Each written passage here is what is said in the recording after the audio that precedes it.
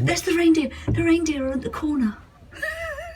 As you can tell, chums out there, we're getting very excited about Father Christmas coming into town. And the reindeers. I've just seen Rudolph. Oh, a wonderful, wonderful town. And the lights are going to go on any minute. Whoa!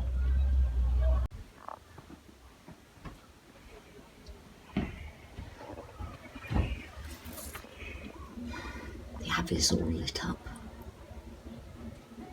It's gorgeous. There's so many children. They're all having a lovely time. And we're two of them. I don't know to what degree this is generally known or accepted by members of the audience, but when we walk on stage as players to engage with the music, all concerns for technique are left behind. It's too late. The technique and practice we have is what we've got. And the way of employing it is generally subservient to the musical impulse as it flies by. So, for example, in any series of consecutive notes where we would normally play down, up, release, return, alternate picking, whatever we'd like to call it, it may be that the demands of the moment require that a greater emphasis is needed on any particular note or notes, and at which point it's likely that we'll move outside of strict alternate picking and use perhaps double downstrokes to accent a particular note. But this is music. The technique we develop enables us to serve music as best we may. Then if we come off stage and we've screwed up, then we need to go back and practice and examine what we're doing with our left and right hands, at least. There's been a number of online comments expressed in the work of the right hand on guitar. So there, as we've said before, there's a number of ways of doing anything. Alternatively expressed, there is no one way of doing anything. And in terms of the approach to picking, what are our criteria? Well, the first is, for me, we serve the music. So our picking, whatever approach we take, is governed by the music we're serving, and different styles of music will require of us different approaches to our picking. The second criterion for me is effortless effort. We do as much as is necessary and as little as possible. My own approach to the right hand is to establish a sound foundation for right hand picking work on both acoustic and electric. On acoustic guitar, the right hand is primarily responsible for our tone production. With electric guitar, it's more down to the amplifier, effects, and so on. So the requirements for acoustic picking are actually far more demanding and refined than on the electric guitar, but nevertheless the principles remain the same.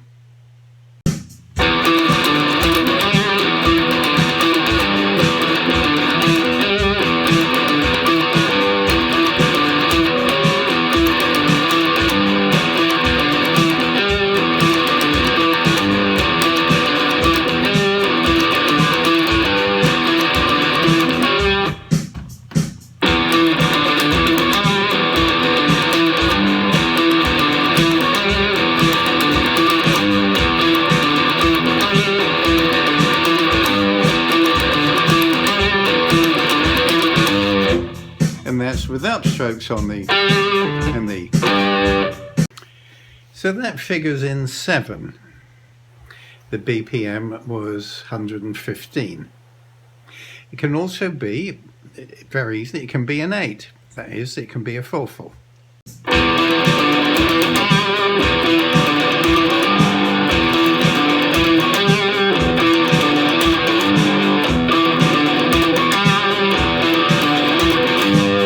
With upstrokes on the and now downstrokes.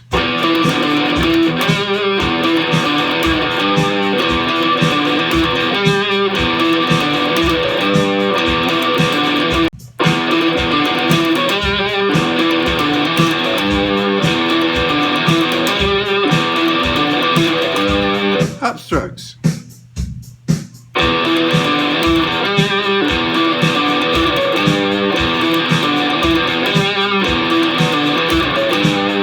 That is down and down.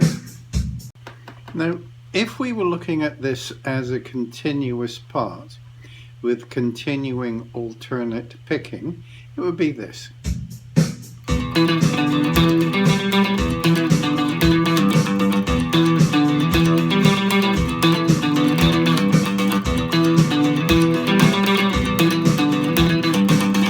It would be that in 7.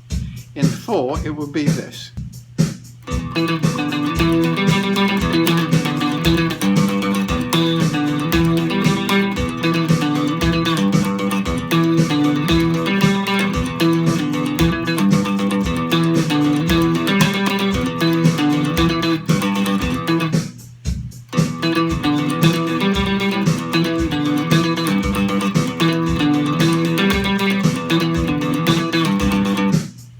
Is it likely that that would be played as such? Well, in a musical sense, no. But what it does do is show exactly where the beats struck fall.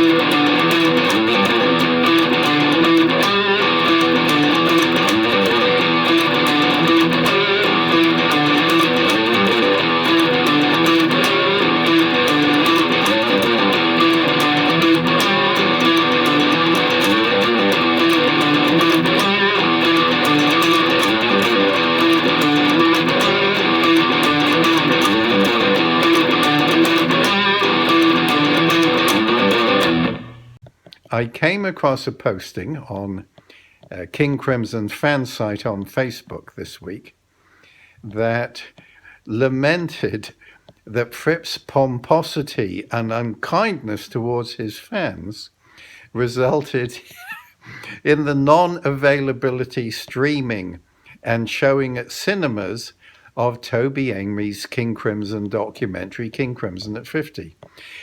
Pomposity, yes, of course. Cruelty to fans, at the very least cruel.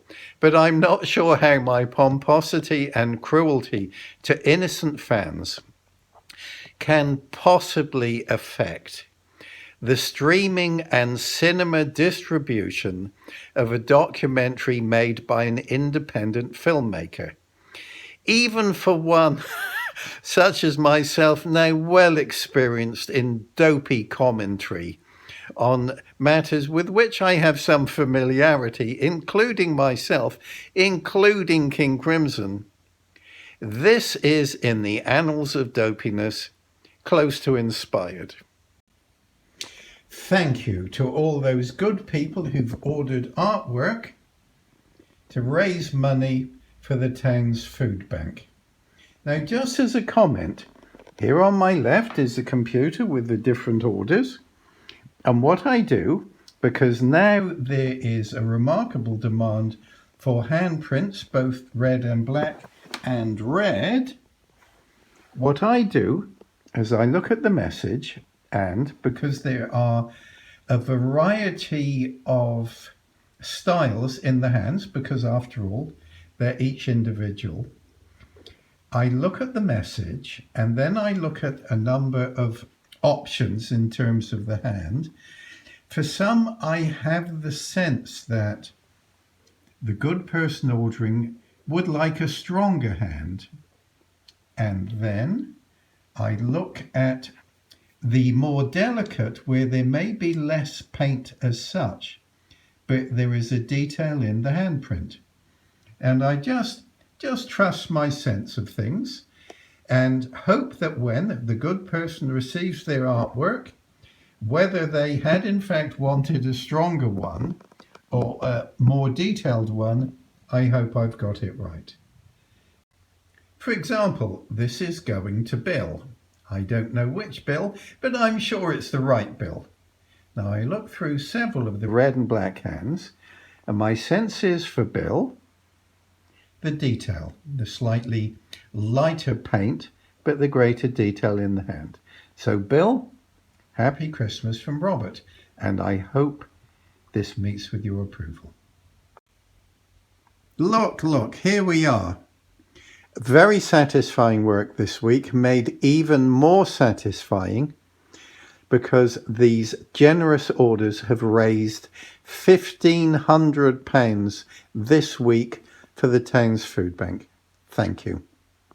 There is a more interesting posting on the RF official Facebook page along the lines of, there is a Guitarcraft aphorism, avoid celebrity, and yet what are you doing? You're a celebrity.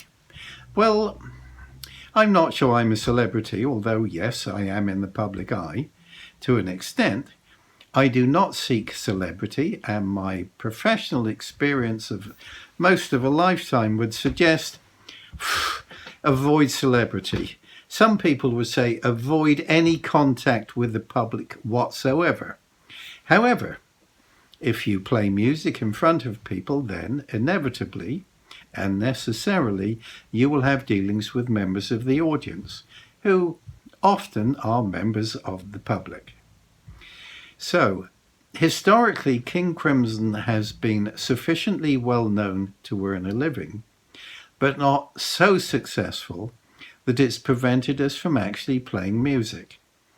So, for those who work professionally in front of the public, we have to be sufficiently well known to work, but not so well known that it prevents us working. And this is where we move into the area of celebrity. There is another element to do with subtlety in one's personal practice.